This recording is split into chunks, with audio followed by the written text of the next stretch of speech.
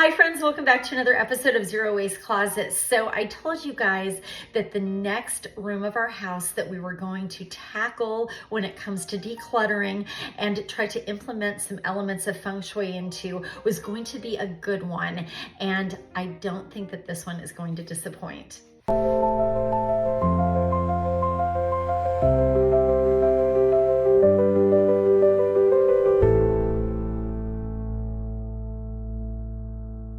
We're moving this week into a room that is outside of the closet, outside of the bedroom, and into a room that impacts our entire family, and that is the pantry. Why is the pantry so important? Well, I'm guessing every member of your family interacts with that space in your house.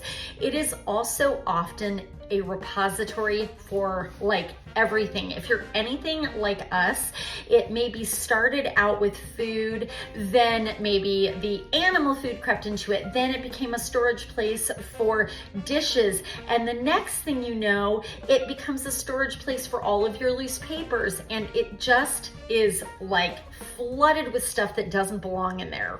And we all know what happens when a room gets overcrowded, kind of like our closets.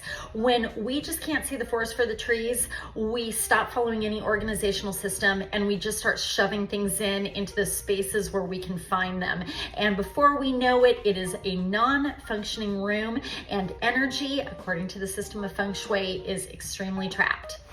Well, what that means in the context of our pantry, when our energy is clogged and not flowing freely and joyfully, that means that the center of nourishment in our lives is not flourishing.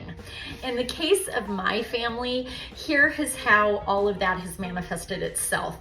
It has meant that we are generally lazier about wanting to cook, less creative when we do so. Walking into the pantry is not a joy. It's actually quite stressful. I can't see what's even in there, so I'm only utilizing the things in front. Gals, this is a lot like our closets, right? When our closets are overstuffed. And so I just haven't been mindful. And then there really are far-reaching impacts when it comes to not really utilizing your pantry in the way that you should. We end up eating out a lot more, spending a lot more money, and just generally not enjoying our time at home in the central part of our lives, the kitchen space, where we could all be bonding with one another over the joyful experience of eating. Yeah, that's not been happening. So I want to know how feng shuiing my pantry can actually improve my life all around. So gals, we're gonna dive into my pantry and we're gonna create inspiration and better energy flow by adhering to 7 tips I have uncovered for creating better feng shui or energy flow in that space. And if you guys would like a list for reference, which I really suggest, then jump on over to my website, levelupwithless.com. I will put a link in the description box below to my blog on how to feng shui your pantry, and that way you will be able to see those 7 steps outlined.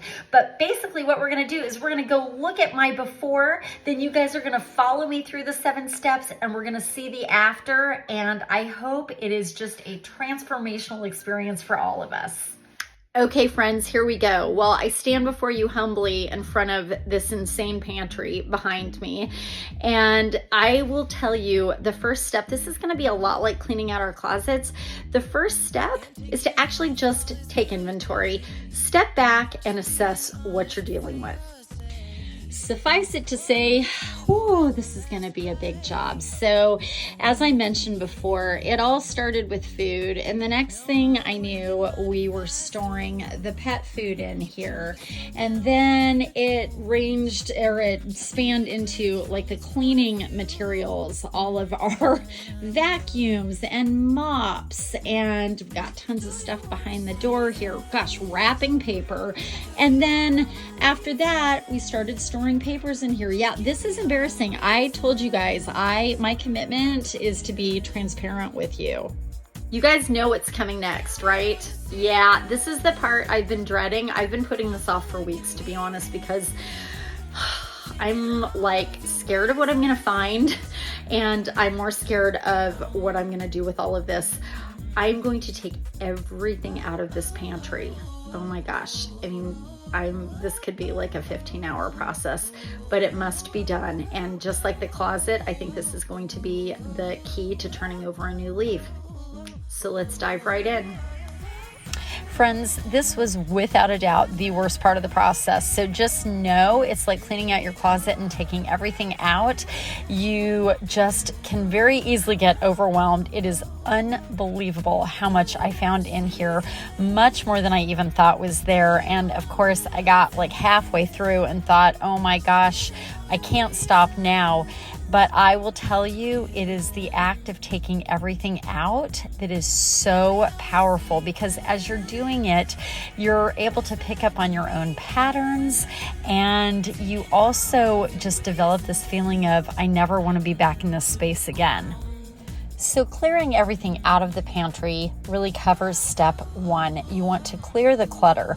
So in the process of doing this, I was letting go of stale things that were out of date. On top of that, just really being honest with myself about the things that maybe were still in date, but you know what? Maybe they were just a buying mistake. Things that we'll never eat, that maybe we as a family or I was holding on to just out of guilt. With the still good but never going to use them things, those are things that maybe I take to the office, maybe I share with a friend who I know loves those items, or maybe I pick a food pantry or donation situation. Step number 2, and you can do this as you're actually removing items, is to group things by category. And then when you put them back in, they're nice and organized, because of course that's a very important part of Feng Shui. As you can see, I got it all out. It took hours, and I just want to reassure you guys, if your pantry looks anything like mine did, that was definitely the longest part of the process, but don't give up. It is so satisfying when you come to the end of the process and you're looking at something brand new and fresh, and you're able to start over with absolute intention. Step number 3, once you've cleared it all out, is to do a nice deep clean, just like we did in the closet. So you're keeping it clean for clarity and energy and just nice flow here. And I thought it would be fun to make it a family affair, so I got my husband involved. And I think there's actual real utility in that, because when it becomes a joint project, it also becomes a joint mission to maintain the results that you created in the first place. It is definitely a family affair. Step number 4 is to use clear containers and add a touch of nature. Natural wooden elements like these woven baskets enhance warmth and vitality, and clear jars and containers just help to create a sense of organization. And voila, you have my new pantry, definitely not recognizable from the one that I started with. So steps number 6 is to keep the entryway free and clear of chaos, which I have done. There's nothing remaining behind the door. And then step 7 is to not be afraid to leave some space on your shelves. You don't have to fill every single spot. And funny enough, I got rid of so much, or maybe put things in other places in the house where they actually belonged, that I did have empty space, and I was able to pop in some things like plants just to bring some vibrancy into the space. I even was able to bring my cookbooks in, and it just feels like a very happy, uplifting space to be now.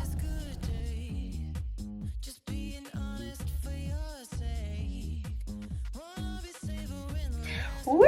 Friends, I don't know about you, but I'm feeling totally inspired. I cannot wait to start cooking more at home and just getting more creative in the kitchen. So I hope you guys will have enjoyed this. I hope that you will utilize the list of tips I have put together and jump onto my blog and download that for yourself. And if it works out great for you, then share it with your community. If you come up with any of your own ideas, drop a comment below. We would all love to hear it. We learn and grow from each other. If you guys liked this week's video, if you love this topic of bringing better energy flow into your home space and decluttering, then make sure to give this video a thumbs up, and also make sure that you are subscribed here to Zero Waste Closet, and that way you guys get notifications whenever I come out with new videos.